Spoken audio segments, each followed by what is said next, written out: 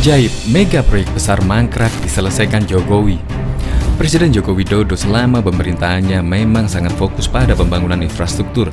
Bahkan hal tersebut dijadikannya sebagai salah satu program prioritas. Bak pembuluh darah, baik pembuluh arteri maupun pembuluh balik, eksistensi organ tersebut memiliki fungsi krusial guna menjaga sistem sirkulasi tubuh manusia untuk bisa terus bertahan hidup. Apalagi indeks daya saing infrastruktur Indonesia juga cenderung menurun. Bahkan di masa pemerintahan sebelumnya, proyek-proyek infrastruktur di Indonesia tidak dikebut seperti halnya pemerintah kali ini, meski sudah dibuat perencanaan pembangunannya. Banyak proyek-proyek infrastruktur utama yang dimulai sejak zaman Orde Baru hingga masa pemerintahan Presiden SBY yang mangkrak hingga akhirnya diselesaikan oleh Jokowi. Bahkan infrastruktur ini telah beroperasi di tahun 2018 ini dan ada yang beroperasi juga tahun depan. Tak hanya itu, ide proyek infrastruktur dari Jokowi pun juga ada yang dimulai beroperasi tahun depan. 1. Bandara Kertajati, Majalengka, Jawa Barat. Bandara tersebut diresmikan oleh Jokowi pada tahun 24 Mei 2018 dengan luasan tanah 5.000 hektar. Pembangunannya telah menggelontorkan dana senilai 2,6 triliun. Bandara ini sudah dimulai studi kelayakannya sejak tahun 2004. Awalnya Bandara Kertajati ditargetkan rampung pada 2016, tetapi tidak disebutkan spesifik terhambatnya peresmian tersebut sehingga menjadi ranah Jokowi diresmikan. Kereta api bandara atau Skytrain. Proyek satu ini sudah dimulai pengerjaannya pada tahun 2012 silam dalam program 5 agenda pengembangan Bandara Soekarno-Hatta yang disebut Aerotopolis. Pembangunan proyek kereta Bandara Suta sepanjang 36 km menelan dana investasi sebesar 5 triliun. Dana investasi tersebut berasal dari railing 1,7 triliun untuk pembebasan lahan, KAI 2,5 triliun dan Angkasa Pura II 800 miliar. Pembangunan Trans Papua. Pembangunan jalur dari Provinsi Papua ke Papua Barat senilai investasi 11,3 triliun dengan status dilaporkan dari 12 ruas jalan yang masuk MP3EI sudah terbangun 9 ruas yang ongoing 50% pada era SBY. Sementara pada era Jokowi, Kementerian PUPR telah berhasil menyambungkan jalan sepanjang 1070,62 km. Jalan Trans Papua Barat terbagi menjadi 2 segmen, yaitu segmen 1 Sorong Maibrat Monokwari 592 km yang menghubungkan 2 pusat ekonomi di Papua Barat, yakni kota Sorong dan Manokwari, yang dapat ditempuh dengan waktu 14 jam. Ruas jalan ini juga terhubung dengan Pelabuhan Arak sebagai pelabuhan tol laut yang merupakan bagian dari kawasan ekonomi khusus Sorong. Kondisinya 77% sudah beraspal dan sisanya masih berupa pekerasan tanah sepanjang 134 km dan diperlukan perbaikan geometri jalan sepanjang 29,5 km. Pembangunan Terminal 3 Bandara Suta.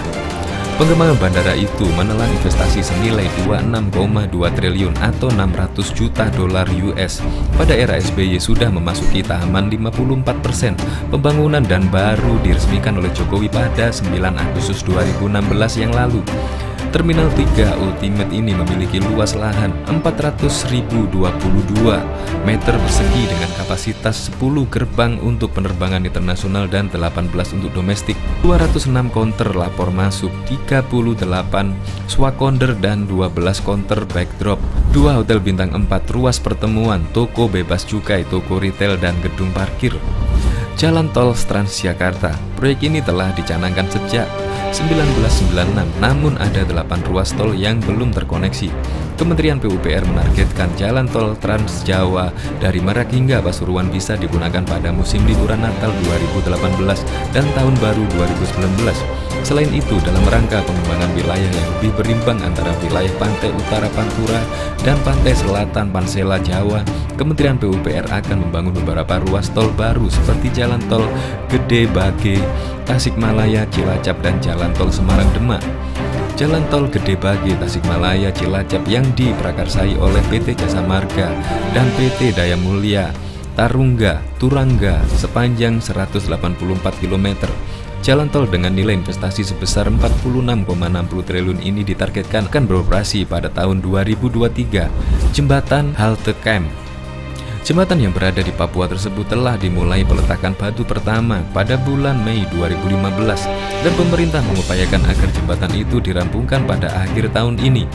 Biaya pembangunan bentang utama jembatan halte Kem menelan investasi dari APBN sebesar 943 miliar dengan konsorsium kontraktor PT PP, PT Hutama Karya, dan PT Nindya Karya, di mana PT bertindak sebagai pimpinan konsorsium.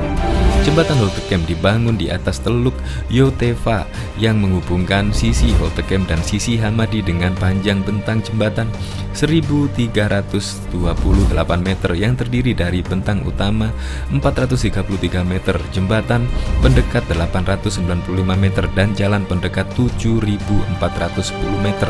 Proyek MRT.